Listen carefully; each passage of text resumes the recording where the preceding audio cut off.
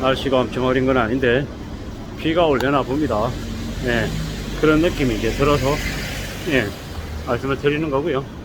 우리네 인생에도 이제 폭풍우가 몰아칠 것 같습니다. 이제 서서히 사람들이 시중에 돈이 없어가지고 이제 많이 힘들어하죠. 그래서 이제 야반 도주하고 뛰어내리고 온갖 극단적인 일들이 이제 터져 나오고 있는데요.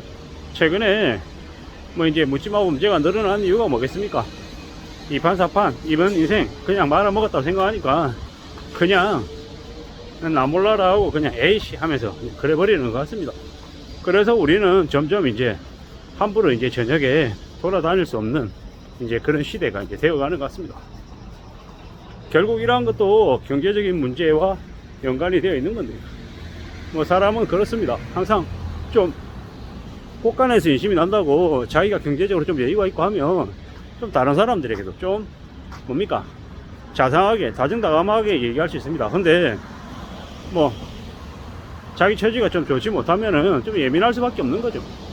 이제 뭐 마찬가지인 거죠. 묻지마 문제가 늘어나는 이유도 뭐 그런 것에 일환이다라고 이제 보면 거의 맞을 것 같습니다. 우리가 맞이하게 될 앞으로의 상황들은 많이 안 좋습니다. 지금 중국이 저러하고요, 미국도 지금 저렇고, 이 뭐 우리가 이제 어떻게 살아야겠습니까? 사람들은 자기의 일자리를 잃을 수 있을 것 같고 수입이 줄어들 것 같고 하면 극단적으로 저축을 늘립니다. 왜? 앞으로 언제 어떤 일이 벌어질지 모르기 때문인 거죠. 그러한 모습들이 이제 서서히 이제 우리에게 이제 자연스러운 이제 필요한 상황들이 이제 되어가고 있습니다. 뭐 저도 마찬가지고요. 계속해서 소비를 극단적으로 줄여야 된다, 어떤 식으로든 저축을 해야 된다 라고 말씀을 드리고 있는 게 이제 그와 연결선상에 있다라고 보면 거의 맞죠. 우리가 사는 세상이 앞으로 사는 게 좀 많이 빡빡해질 거기 때문에 언제 어떻게 큰 돈이 들어갈지 모르니까 저축을 해야 된다고 말씀을 드리는 거고요. 선진국 국민들이 펑청망청거리지 않고 소비를 좀 신중하게 생각하는 이유도 이제 그들이 과거에 믿기 어려울 정도로 엄청난 경제 위기를 겪었기 때문인 거죠. 굶어 죽고 자식을 팔아먹고 뭐 별짓거리들이 다 벌어졌던 거죠. 그리고 우리에게도 이제 앞으로 벌어질 일들인 거고요. 한국이 뭐 되게 잘 산 것처럼 잘 살고 있는 것처럼 얘기하는데 불과 20, 30년 전하고 비교하면 좀 격세지감이죠. 격세지감입니다. 뭐 저희 부모 세대들은 뭐 일자리가 있어서 일을 하는 것만으로도 되게 감사했다라고 하죠. 뭐 저도 이제 그만큼은 이제 느끼지는 못했지만 저는 이제 IMF 직후의 인생을 살았기 때문에 이제 제가 대학을 다닐 때 많은 사람들이 후배들이 빨리 군대를 가려고 하니까 갑자기 군대에 가겠다고 하는 사람이 많이 몰리니까 원하는 시기에 못 가는 거예요. 그리고 선배들은 뭐 휴학하는 사람들이 너무 많았고요. 왜? 등록금이 감당이 안 되고 생활비가 감당이 안 되니까요. 뭐 그리고 그 이후에 다시 복귀 못한 이들도 꽤 많았습니다. IMF 때 뭐 그냥 그랬던 거죠. 회사 입사가 합격이 됐는데 입사 대기인 거, 입사 대기. 합격은 했지만 뭐 당장 이렇게 회사에 합류할 수는 없고 시간이 좀 걸리니까 좀 기다려라, 이런 의미죠. 다른 회사 가려면 가고, 이런 분위기였습니다. 뭐 그때와 비교하면 그때는 그래도 기회가 많았고 지금은 기회가 적고 정규직 비정규직 얘기도 많고 물론 상황들이 많이 다르긴 합니다. 근데 그때라고 쉬웠고 지금은 어렵고 뭐 천편일률적으로 얘기하기는 조금 어려운 것 같고요. 뭐 우리가 사는 삶이 점점 빡빡하고 더 어려워지고 더 난감해지는 건 사실인 것 같습니다. 뭐 쉽게 뭔가가 이루어질 거고 금방 나아질 거다 라는 기대는 안 하는 게 좋을 것 같습니다. 앞으로 이제 이런 분위기는 뭐 계속 되겠죠. 뭐 이런 시기 때 일자리를 잃고 이제 수입이 극단적으로 줄어드는 사람들이 나중에 이제 어떻게 되겠습니까?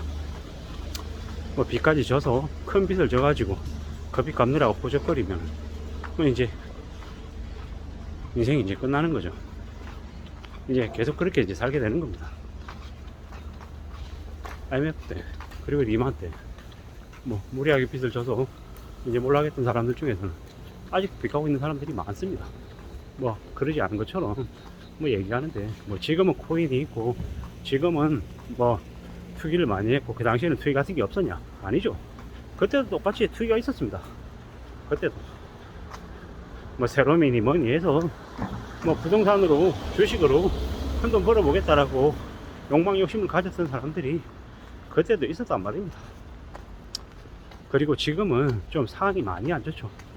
예전에 우리가 올쇼크 때, 그래도 그때는 한국이 중심국이었고 뭐 사람들이 일하려고 하는 의지나 그런 것들이 좀 더 많아서 극복할 수 있었는데, 지금은요, 지금은 이제 어렵죠. 한국의 경제도 이제 규모도 많이 커져 있고 이래저래 뭐 미국이라고 하는 나라가 볼 때 한국 또한 자기네들이 뜯어먹을 수 있는 그런 대상의 나라다라고 생각해가지고 이제는 가만히 놔두지 않는 거죠. 그게 이제 한국이 지금 이제 처해 있는 입장이다라고 보면 맞습니다.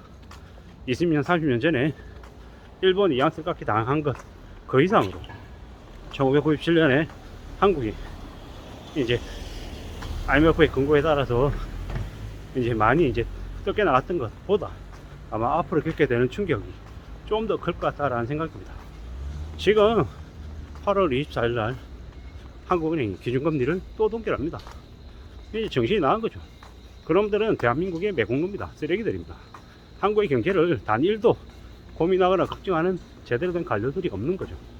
윤석열 대통령, 윤대지가 금리 못 올리게 막는 거죠. 그리고 그렇게 해서 나라 경제가 더 이제 추락하는 겁니다. 지금의 20대, 30대들은 이제 앞으로 이제 지옥 같은 삶을 살아야 되는 겁니다. 50년 주담대, 만 20세 이하의 청년들이 낸 주택담보대출의 20%가 연체입니다. 이게 말입니까? 말도 안 되는 짓거리를 드린 거죠. 문재인 대통령 때 대출을 상환할 수 있는 능력이 안 되는 청년들에게 무자비하게 대출해줘서 그들을 그렇게 노예로 전락시킨 겁니다. 나쁜 놈들이죠. 그런 쓰레기 같은 짓거리들을 해서 기득권도 잘 먹고 잘 살고 보통의 청년들을 지옥으로 떨어뜨린 겁니다. 이게 이제 그때 있었던 일인 거고, 지금은 지금대로 또 개판을 치고 있는 거죠. 걱정입니다. 앞으로 우리의 삶이 얼마나 참혹해질지는 안 봐도 비디오죠. 안 봐도 비디오입니다. 이제 그 대가를 톡톡 이제 치러야 되는데 걱정이죠. 얼마나 많은 이들이 죽어나가고 얼마나 많은 이들이 이제 증민으로 전락할지, 그리고 그들이 우리 사회에 어떤 모습으로 자리 잡게 될지 걱정이 안 될 수 없습니다. 사회가 더 불안해지고 암울해지고 안다면 찐다라고 보면 맞겠습니다. 이럴 때일수록 잘 사는 방법, 안전하게 사는 방법이 뭐겠습니까? 자기 일을 지키고 성실하게 일하고 저축하고 감사해 하면 좀 더 조심하려고 애쓰는 거 말고는 없는 것 같습니다. 감사합니다.